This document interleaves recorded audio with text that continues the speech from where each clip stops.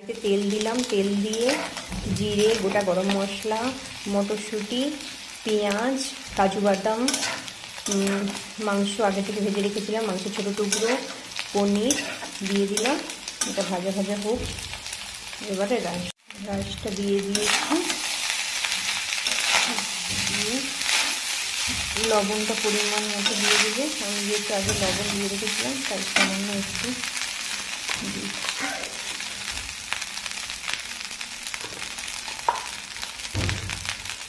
লবণ দিয়ে দিলাম।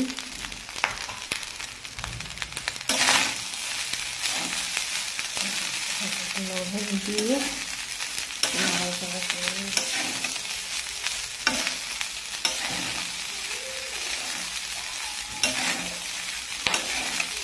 হালকা একটু মিষ্টি দিয়ে দেবে।